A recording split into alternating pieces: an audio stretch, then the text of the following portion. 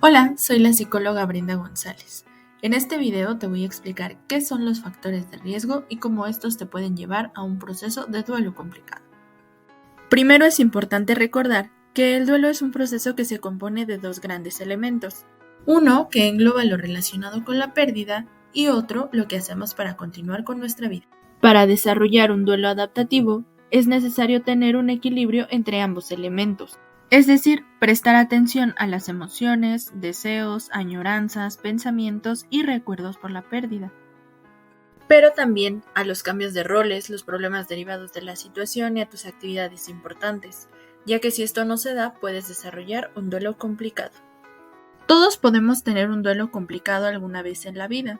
Sin embargo, existen factores de riesgo que aumentan la probabilidad de que esto ocurra. Pero, ¿qué son los factores de riesgo? Son características personales y del contexto que influyen en los esfuerzos que haces para continuar con tu vida sin la persona que falleció. Existen muchos factores de riesgo. A continuación te voy a compartir los 10 más comunes. Únicamente tome en cuenta que lo importante no es cuántos tengas, sino cómo estos influyen en tu proceso. Número 1. El género femenino. Porque de acuerdo con los roles socialmente establecidos, se permite una mayor expresión emocional, lo cual aumenta la probabilidad de que se concentren únicamente en todas las características relacionadas con la pérdida. Por ejemplo, la mamá de Noah y su tío están sufriendo por la muerte de su padre, y en su trabajo a la mamá de Noah le dieron permiso de faltar 2 semanas para que se reponga. En cambio a su tío le dijeron que no puede faltar y que debe continuar con sus actividades. Número 2. Vivir muertes simultáneas. Es un factor de riesgo porque se vive un proceso de duelo por cada persona que fallece. Por ejemplo, que haya fallecido el abuelo de Noah y a la semana una tía, estaría viviendo 2 procesos de duelo, uno por su abuelo y uno por su tía, con las características propias de cada uno. Número 3. Tener un trastorno psicológico. Principalmente depresión, ansiedad y estrés. Por ejemplo, a Noah le diagnosticaron hace 6 meses trastorno depresivo leve y desde que falleció su abuelo los síntomas aumentaron. Número 4. La juventud. Porque en su mayoría viven muertes inesperadas, violentas o intencionales, además de que puede haber carencia de habilidades sociales y de recursos útiles para afrontar la situación. Por ejemplo, el abuelo de Noah falleció de forma inesperada porque se contagió de COVID-19, y aunque parecía ir mejorando, de repente las cosas empeoraron, así que lo tuvieron que internar en el hospital y falleció. Número 5. Consumo de sustancias.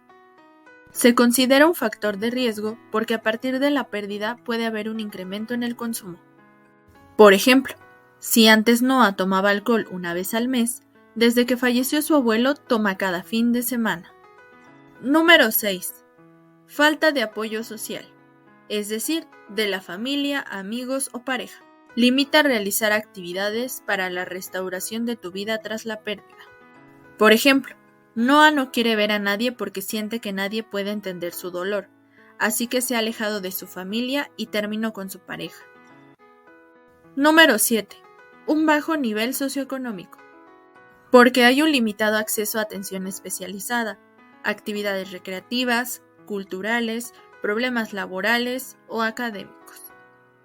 Por ejemplo, han aumentado los síntomas de Noah sobre el trastorno depresivo leve que tenía diagnosticado. Sin embargo, no ha podido comprar su medicamento ni ir a sus sesiones de terapia porque hay deudas del abuelo que cubrir. Número 8. Que el fallecido sea parte de la familia nuclear, es decir, padres, pareja, hermanos o hijos. Son los procesos más difíciles cuando existe una relación de calidad o cuando se ha sido cuidador de la persona fallecida. Por ejemplo, Noah perdió a su abuelo y aunque no es parte de su familia nuclear, la relación que tenía con él era muy cercana. Número 9. Prohibición de rituales de despedida. Esto genera dificultades en el proceso de la información, sobre todo en las muertes inesperadas. Por ejemplo, el abuelo de Noah falleció por COVID-19, así que inmediatamente lo llevaron a cremar y ya no se pudieron despedir de él. Número 10. Contexto universitario. En ocasiones, los compañeros y amigos tienen poca experiencia en el tema, provocando que la persona en duelo se aísle, además que existen pocos servicios de atención psicológica que atiendan el tema, lo cual dificulta el acceso de la atención. Por ejemplo, desde el fallecimiento de su abuelo, Noah no quiere convivir con sus compañeros porque siente que no les importa lo que le está pasando y que solo quieren ir a beber. Estos son algunos factores de riesgo que se han encontrado involucrados en el desarrollo de un proceso de duelo complicado. Varían en cada persona, pero lo importante es identificar cómo interfieren en el proceso de cada uno. Sería todo por este video. Hasta la próxima.